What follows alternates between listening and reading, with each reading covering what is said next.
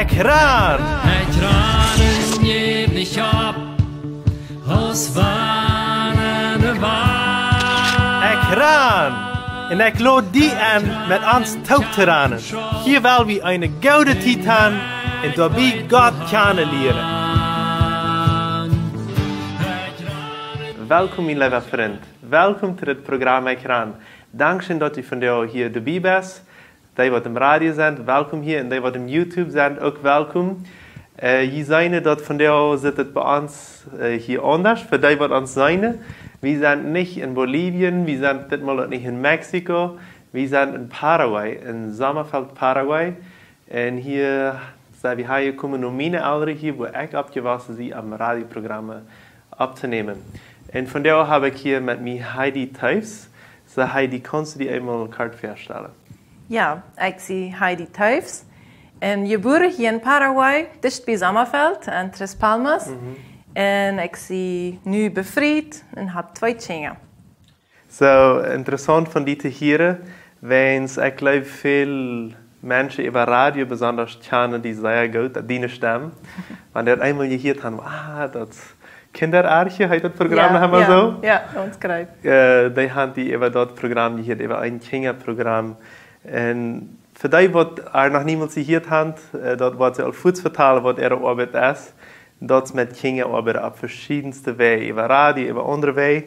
We worden nog meer davon reden, maar wie kommst du in deze kinderwelt nennen? Ja, ganz interessant. Ich war noch sehr jung, vielleicht würde etliche sagen, zu jung. En ik vang aan te arbeiten bij een paar lieden met Kinderen. En dat was mir sehr am Hart. Dat weer voor mij als mijn Kinderen, zoals ik sehr jong was. En dan leerde ik mensen kennen wat met de Kinder-Evangelisatie arbeiten. Wo man Kinder ook richtig, dat wordt Gottes vertaald en Zinderschularbeit maakt. En op Zwarsek had me met Zinderschul angefangen, maar ik dacht, dat is niet mijn arbeid, dat is te schwer. Maar dan leerde ik dat ik dat richtig doen kan. En ik wist dat weer dat wat mij werkelijk schijn ging. En ik heb zeer veel schijne jaren al daarmee verbracht. En angefangen met zeer jong. Wauw. Hoe oud was je ongeveer als je aanvangt? Ik was ongeveer 17. Wo ik met Zinderschul aanvang, was ik 14. Toen dacht ik, dat wordt te zwaar voor mij. Maar dan was ik 17, als ik deze cursus nam om beter met Kinderen te arbeiten. En zo rand dat dan weer, zie ik daar bijna gebleven. Wauw. Sehr schön. En wat wordt vandaag vandaag alles zaken zijn wat u voor Kinderen deed, of met Kinderen deed? En Zinderschul nummer 1. Zie ik bijna. En dan heb ik veel Kinderstunden gemaakt. Op Spanisch, op Gurnee, op zoals ik dat niet reed zo goed. En op Plattdeutsch. En dan thuis met de enge Kinder. En Kinderfreizeiten en zo. Kinder je het einfach alle wegen. Een radioprogramma. In een radioprogramma. Dat was ook allemaal mijn wens. En irgendwann hield we op. En dan vroegen ze me en ik zei, voedsel. Oké. So, du hast alle wegen met Kinderen te doen en vertaalst dan van Jezus en redest dan van de Bibel aan, maar viele, oder vielleicht denk je eentje van ons, oder denk je een woord, weil we niet liever bij de oudere mensen van Jezus vertalen, die verstaan je dat vielleicht beter, oder wat we die vrouw erop zijn. Hoe wichtig is het van kleine kind van Jezus aan te reden? Eerstens aan de Bibel, voor God, is het zeer wichtig dat we ook bij de Kinderen aanvangen, ja. En het ganz interessante is, dat Kinder laten zich van Jezus te vertalen. En er was nog wat die volken vielleicht zeggen, nee, ik bruk dat niet, of ik wil niet van God horen. En die Kinder zijn immer wel te harschen, besonders wanneer het geschichten zijn en wanneer het leider zijn. En Bibelvers uitwendig leren, die maken immer met. En dat is dat schijnen en dat einfache daarbij. Op zoals ik am Anfang dacht, dat weer schwer, maar als ik daar eenmaal bijna weer dat schijnste te zijn, wat Kinder zo hier komen te harschen. Wat wordt een Bibelvers voor die je was zijn, wat die zegt ze, ik wil met Kinderen arbeiden? Dem leer ik, als ik een cursus met moet, leer ik een zeer wichtige Bibelvers.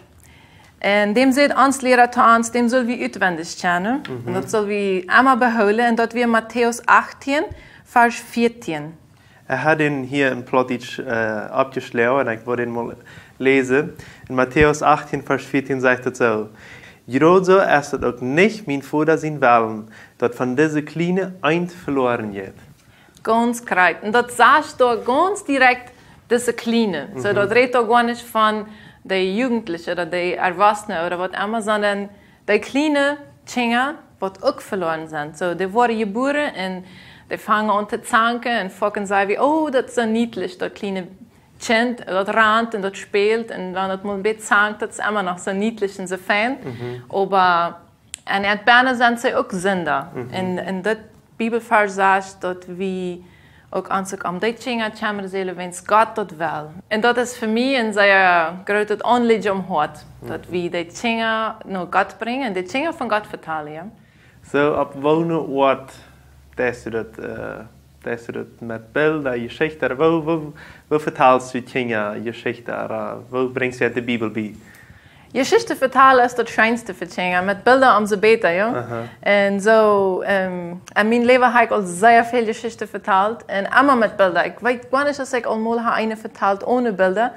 Wenigstens, die Kinder hartschen mich besser, wenn ich Bilder habe. Und die gleiche dort.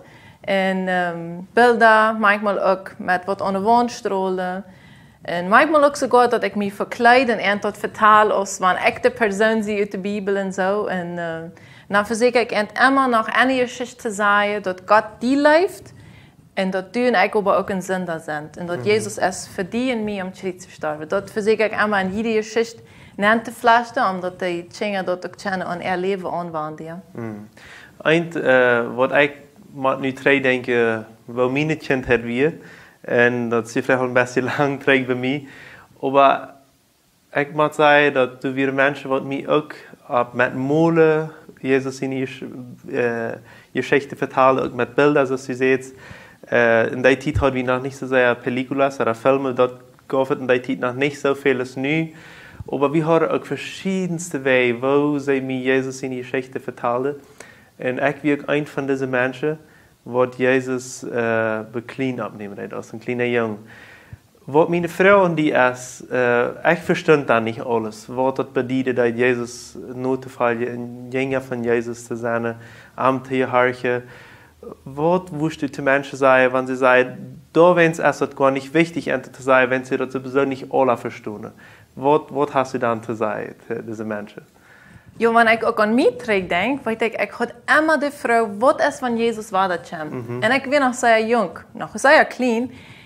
Und ich hatte von so vielen anderen Menschen hier, die haben gesagt, sie haben so viel Freude gehabt, als sie kleine Kinder wären. Und wir glauben, wie man die Freude von den großen Menschen beantworten. Aber kriegt diese kleinen Kinder, die müssen diese Sicherheit auch haben, dass sie Jesus an ihr Hort abnehmen können. Und da waren trotzdem Frauen sein und sie wollen gar nicht alles verstehen. Aber ein sehr wichtiger Mann sagt mal, Hans Schiller, als wir die Kurse nehmen, er sagt, verstehen wir sowieso nicht alles. Und das brauchen wir auch nicht. Wir sollen leben. Und Kinder glauben, die sehr leicht wird. Da wenigstens erst das auch so schein. Und was zu vertellen von Jesus, wenn sie glauben, die dort, dass Jesus entläuft. Und das ist das Scheine. Und was eigentlich das Scheine daran fängt, ist, dass wenn so sehr abwächst, verstehen sie auch mehr. Und al final, aber zu guter Letzt ist es doch noch einmal so, dass zoals u zei, ze moeten geloven niet alles weten. Ik meine, die Glaube kommt, ich weiß, wir würden lange über diskutieren können.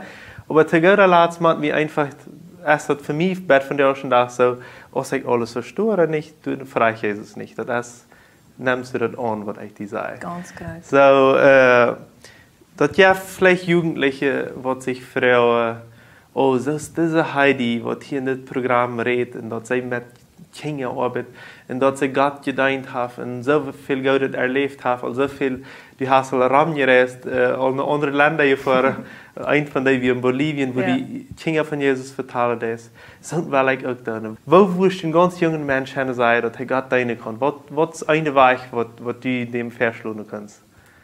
Also Personen, die mit Kindern arbeiten, wenigstens bei uns fehlen die immer. Und fucking je wacht sich ein Jugendlicher gar nicht zu kommen und zu sagen, darf ich mitfahren oder darf ich die helfen? So, ich versuche auch immer, die Jugendlichen zu fragen. Und dann sind die immer willig. So, vielleicht als Jugendleiter oder als Ältere, En mettraatje helpt sehr viel, wenn die Jugendlichen willen helpen. En als Jugendliche brauchst du die nicht zu schämen. Du kannst immer Fuß fragen. Und ich glaube, man wird nicht nee sein, sondern man freut sich, wenn ein Jugendlicher kommt und von sich aus sagt, ich will mitfahren oder mich interessiert das, was du denkst.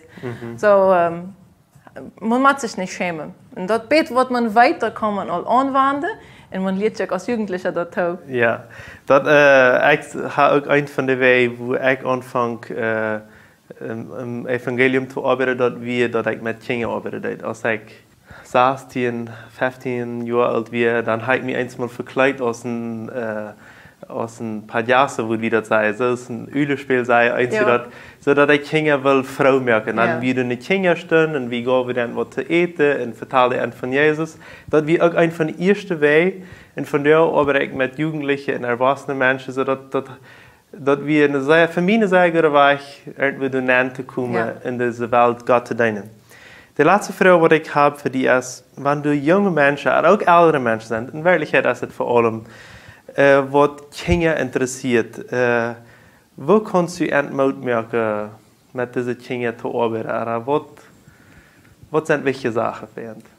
An erster steht, musst du an die leben und zu dir selbst sagen, ich kann das. Und dann, was man von dir fragt, oder was du tun sollst, als es nu ist, dem Saft oder Juice, was immer man das sagt, reinmachen, zu den Kindern stehen, oder als das ist, die Bilder malen oder was immer, deine Arbeit ist wichtig. Und das Bett, was du das du siehst, und als das verkleidet ist, du läufst vielleicht mit Verkleider, hast du gar nicht die Kinder von Gott verteilt, aber du hast ihnen Teil dazu getan. Und das ist das Wichtigste. Und dann, was du das, dass du nu bis mitforschst und checkst, das ist auch wichtig. Sehr schön von dir zu hören, Heidi. Für all die Mutmerkende wird. Ich glaube, ich war mit Kindern anfangen zu arbeiten. Und für all die Jugendlichen, wer immer du bist und die interessierte Kinder, schmieden in der Arbeit nennen, das wird sehr schön. Und wenn du dann auf einmal anwärst, die Kinder sind nicht das, was mich interessiert, das ist nicht mein starker Punkt, dann kannst du mal bei Jugend anfangen. Ja. Also, das macht nicht das alle mit Kindern arbeiten. No. Und für die, was Heidi hier wählen, besonders die von der Radio Mensajero hier in Paraguay, hört auch in die Kinderarche, so hört die schöne Geschichte. Ich wohne nicht mehr in Paraguay, aber solange ich noch da bin, dann hört ihr immer hier. Oh, schön. So, vielen Dank schön, Heidi, für das Mitmachen. Und ich möchte dir auch Gottes Segen wünschen und bis zum nächsten Mal. Ciao, ciao. Dankeschön, dass du von der dabei bist. Wenn du Fragen hast, was mitteilen willst oder ein Zeugnis geben willst, dann schreib uns im WhatsApp noch Meierteken 591 77 88 4479 oder schreib uns im Facebook oder ein E-Mail nur ekran@gmail.com.